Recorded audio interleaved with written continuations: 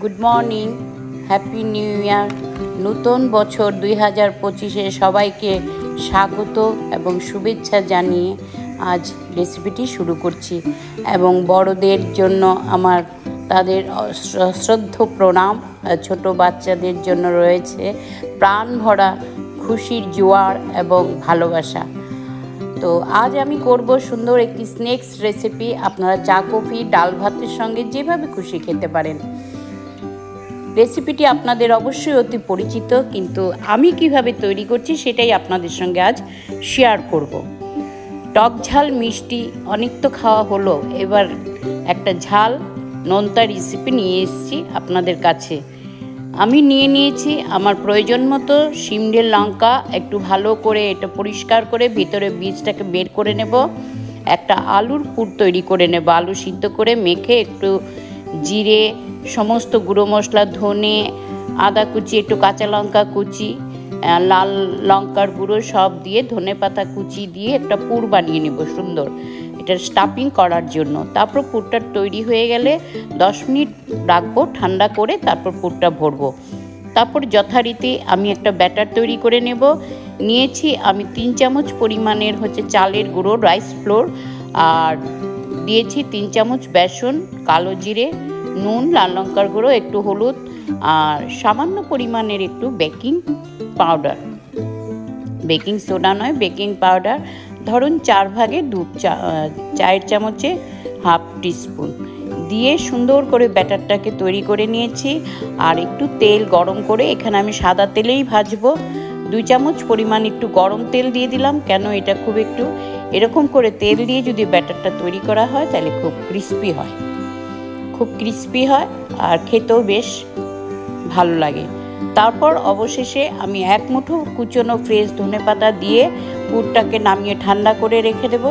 তারপর আমি শিমলের যে লঙ্কাগুলো আছে সেগুলোকে ভিতর থেকে বীজগুলো বের করে নেব, নিয়ে ক্লিন করে এই ঠান্ডা করে রাখা পুরটা এটার মধ্যে সুন্দর করে প্রত্যেকটার মধ্যে ভরে নেব। ভরে ব্যাস, তারপর যে ব্যাটারটা তৈরি করে নিয়েছি সেই ব্যাটারে একটা একটা করে ডিপ করব এবং ফ্রাই করব। দুটো সাইড বা পিস একদম গোল্ডেন ব্রাউন করে আমি ভেজে তুলে নেব। তো আমি এখানে কয়টাই দিয়েছি, আপনারা প্রয়োজন মতো নিজেদের বাড়িয়ে বা কমিয়ে নিতে পারেন। তো এই খুব সিম্পল রেসিপিটি, কিন্তু এইভাবেই একবার বাড়িতে যে কোনো চাট হাউসে বা স্ট্রিটে এই খাবারটা হয়েই থাকে, সন্ধ্যার সময় দেখতেই পাবেন। কিন্তু এই রেসিপিটা একবার আমার মতো করে বাড়িতে অবশ্যই বানিয়ে চায়ের সঙ্গে খেয়ে দেখুন, শীতের সন্ধ্যায় জাস্ট জমে যাবে।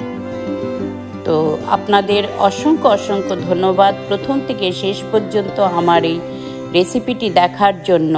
আপনারা অবশ্যই ভালো থাকবেন, সুস্থ থাকবেন, আর যদি ভালো লেগে থাকে একটা লাইক, শেয়ার, কমেন্ট করবেন, চ্যানেলটি সাবস্ক্রাইব করবেন, পাশে থাকা বেল আইকনটা প্রেস করে দিলে আমার আপলোডেড নিউ ভিডিও সব আপনাদের কাছে অবশ্যই চলে যাবে।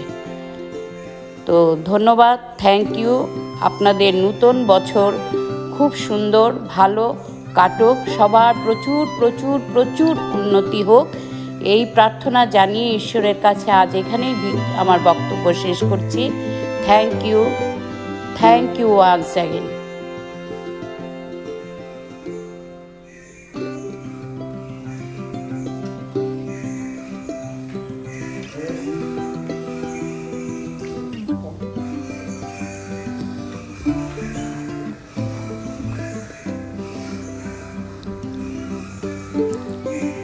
আজকে একটি ঝাল বা সুন্দর স্ন্যাক্স রেসিপি দিয়েই বছরের শুরুয়াত করলাম।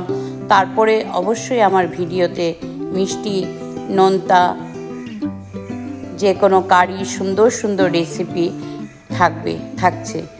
আপনাদের যদি এই সম্বন্ধে কোনো রকমের কোনো প্রশ্ন থেকে থাকে বা কোনো নতুন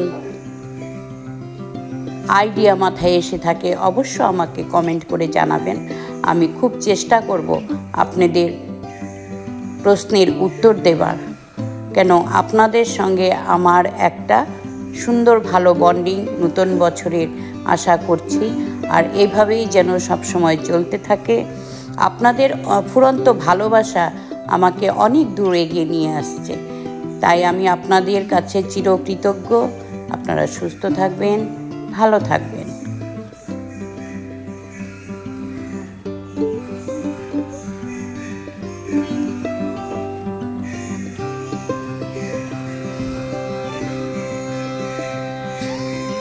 এই স্ন্যাক্সটার এটাও আপনারা যে কোনোভাবে খেতে পারবেন।